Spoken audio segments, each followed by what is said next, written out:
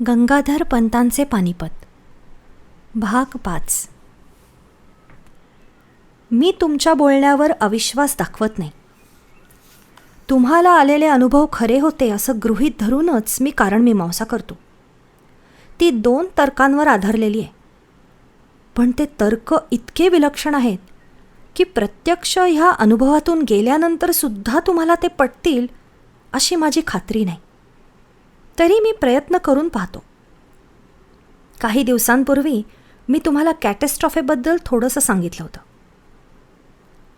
होय, मी परिसंवादातलं तुझं भाषण लक्ष देऊन ऐकलं होतं. अध्यक्ष असूनही इतरांची भाषणे लक्षपूर्वक ऐकण्याचा पंतांचा प्रघात होता. आता त्या सिद्धांताचा वापर आपण पानिपतच्या युद्धासंबंधात करू, राजेंद्र उद्गारला.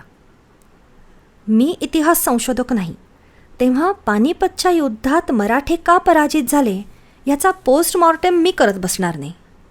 पण पुढं निदान पूर्वीप्रमाणे रणांगणात समोरासमोर घडलेली ही कॅटॅस्ट्रॉफे थिअरीची उत्कृष्ट उदाहरणं आहेत. युद्धसामग्री, सैन्यबळ इत्यादी पुरेसं असूनही युद्धाचे परिणाम नेतृत्वावर बरेचसे अवलंबून असतात. अगोदरच जेरीला आलेल्या मराठ्यांना विश्वासराव गोळी लागून ठार झाले ही घटना म्हणजे कॅटॅस्ट्रॉफेची मर्यादा ठरली. ही मर्यादा ओलांडली की परिस्थितीत झपाट्यानं बदल होतो असा सिद्धांत आहे. भाऊसाहेब गर्दीत शिरले आणि नाहीसे झाले. इतर सरदार हतबुद्ध झाले. सैन्याच्या शिस्तीची घसरगुंडी सुरू झाली आणि शेवटी मराठ्यांचा नायनाट झाला. होय, हा आपला इतिहासच आहे, पंत म्हणाले. परंतु तुम्ही आता दाखवलेलं बखरीचं पान वेगळंच सांगतं. शत्रूची गोळी विश्वासरावाला इजा न करता जवळून गेली. ह्या घटनेचा उलटा परिणाम झाला. हा ईश्वरी संकेत समजून मराठे नव्या जोमानं लढले आणि त्यांनी अब्दालीचा पराभव केला. इतिहासात अशी अनेक युद्ध सापडतील की जिथं विपरीत परिणाम व्हायला लहानसंच कारण पुरलं असतं. मात्र ते कॅटॅस्ट्रॉफेच्या विशिष्ट मर्यादेच्या आसपास यायला पाहिजे होतं. वॉटरलूच्या युद्धाबद्दल सुद्धा अशी विधानं केली जातात. हे सर्व कबूल केलं तरी पानिपताचा परिणाम काय झाला ते आपल्याला माहीत आहे. त्या संबंधात असं घडलं असतं तर अशा तऱ्हेची चर्चा अवास्तव आहे, गंगाधर पंत ठामपणे उद्गारले. अवास्तव म्हणजे काय? इथेच माझा दुसरा तर्क येतो. प्रत्यक्ष सृष्टीत काय घडतं ते आपण आपल्या अनुभवाने ठरवतो. अनुभव आपल्या इंद्रियांनी प्रत्यक्ष किंवा यंत्रांचा उपयोग करून अप्रत्यक्ष अशा 2 पद्धतींनी आपण घेत असतो. आपला दर्जा दर्शकाचा आहे, पण आपण पाहतो तेच प्रत्यक्षात घडतं की त्याची आणखी विविध स्वरूपं आहेत. स्वतःच्या प्रश्नाचे स्वतःच उत्तर देत राजेंद्र पुढे म्हणाला, ह्या अनेक रूपतेचा अनुभव शास्त्रज्ञांनी अतिसूक्ष्म वस्तूंच्या व्यवहारासंबंधी घेतलेला आहे. अणू किंवा त्यात असणारे इलेक्ट्रॉन, प्रोटॉनसारखे मूलकण आपल्या व्यवहारासंबंधी बहुरूपीपणा दाखवतात. अमुक एका दिशेनं भिरकावलेला ठराविक वेगाचा चेंडू भिंतीवर आपटून कुठं जाईल हे आपण निश्चितपणं गणितानं किंवा अनेक वेळा प्रयोग करून सांगू शकतो. पण सूक्ष्म वस्तूंबद्दल तसं काही नसतं. एका प्रोटॉनच्या दिशेनं ठराविक वेगानं भिरकावलेला इलेक्ट्रॉन पुढे कुठं जाईल हे निश्चितपणे सांगता येत नाही. फार काय, अमुक वेगाचा इलेक्ट्रॉन अमुक ठिकाणी आहे हे विधान देखील निश्चितपणे करता येत नाही. ह्याचा अर्थ अणूंचं गणित अपूर्ण आहे असा नसून अनिश्चितता हा सृष्टीचा एक मूलभूत नियमच आहे हे आता सिद्ध झालं आहे, राजेंद्र सावकाश सांगत होता. माझ्यासारख्या वैज्ञानिक विषयांबद्दल अनभिज्ञ असलेल्याला हे सर्व फारच अजब वाटतं. पण ह्याचा माझ्या अनुभवांशी कसा संबंध जुळतो ते ओघानं येईलच. मी सांगितलेला सिद्धांत आत्मसात करायला 1920 ते 1930च्या दरम्यानच्या प्रमुख शास्त्रज्ञांना देखील फार कष्ट पडले. सध्या ज्याला पुंजवाद म्हणतात तो ह्याच सिद्धांतावर आधारलेला आहे.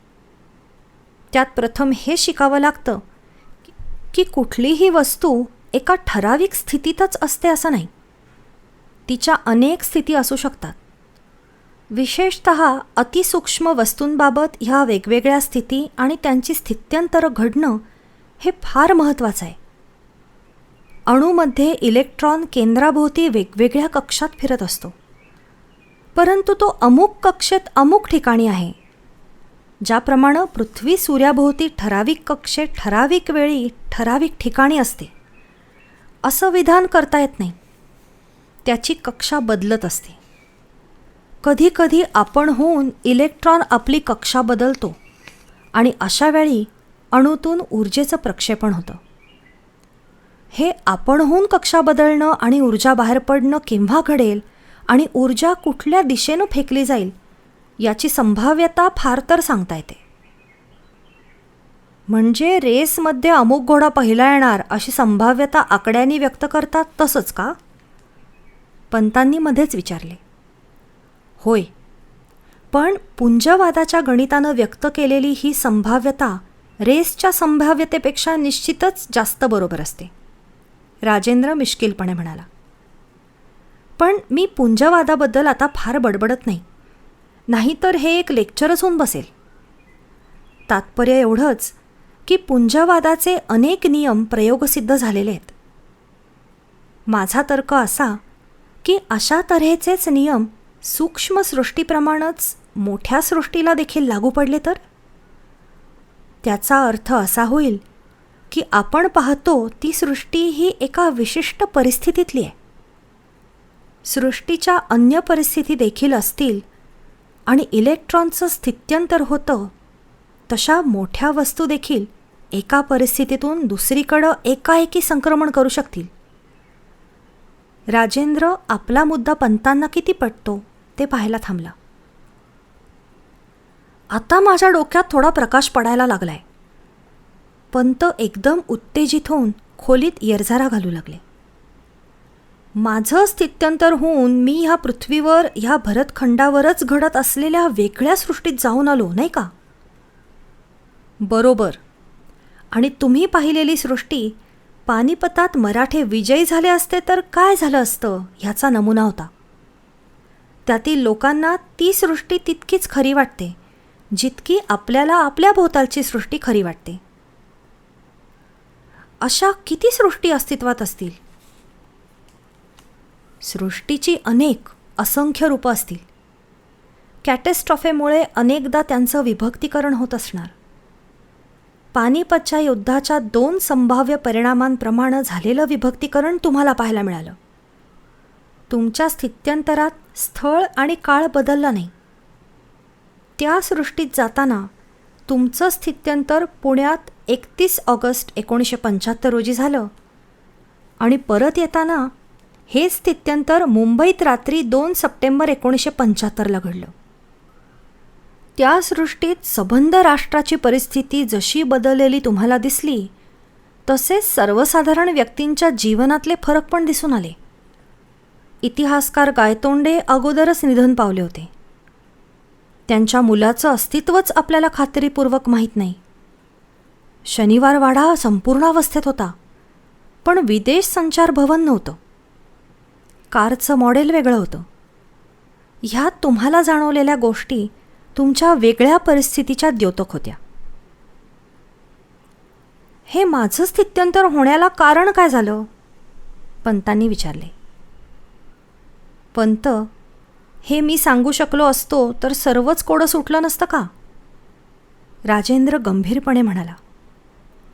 अजून विश्वातल्या अनेक गूढ घटनांचे अर्थ शास्त्रज्ञांना लावायचेत. काही बाबतीत तर विचारण्याजोगा योग्य प्रश्न कोणता हे देखील त्यांना माहिती नाही, मग उत्तराची गोष्टच वेगळी. पण माझा तर्क असा आहे की स्थित्यंतर होताना दोन्ही स्थितींना जोडणारे दुवे लागत असावेत. तुमच्या बाबतीत एक म्हणजे तुमचं कॅटॅस्ट्रॉफे परिसंवादाचं अध्यक्षपण आणि तुम्ही जर पानिपताबद्दल विचार करत असाल, ट्रकची धडक बसली तेव्हा, तर तो दुसरा. असे हे 2 दुवे असावेत. ट्रकची धडक आणि आझाद मैदानातली धक्काबुक्की हे या स्थित्यंतराला निमित्त मात्र असणार. एवढं खरं की मी पानिपतावरच्या परिसंवादातला अध्यक्षीय भाषणाचा मसुदा तयार करत होतो. त्या युद्धाचा वेगळा परिणाम झाला असता तर पुढं इतिहास कसा बदलला असता याचा मी तर्क करत होतो. पंत विचार करत म्हणाले, ते माझं 1000वे अध्यक्षीय भाषण ठरलं असतं. मग आता तर तुम्ही प्रत्यक्ष अनुभव घेऊन ते भाषण करू शकाल. मी अवश्य येईन ऐकायला, राजेंद्र म्हणाला. पण पंतांनी नकारात्मक मान हलवली. नाही राजेंद्र, माझं 1000वे आणि शेवटचं अध्यक्षीय भाषण 2 सप्टेंबरला रात्री आझाद मैदानात झालं. सभेला अध्यक्ष असणं आवश्यक आहे ह्या तत्वाचा पुरस्कार करता करता तिथल्या भाऊगर्दीत अदृश्य झालेले प्राध्यापक गायतोंडे आता कुठल्याही व्यासपीठावर दिसणार नाहीत. मी पानिपत परिसंवादाच्या आयोजकांना कालच माझा नकार कळवला.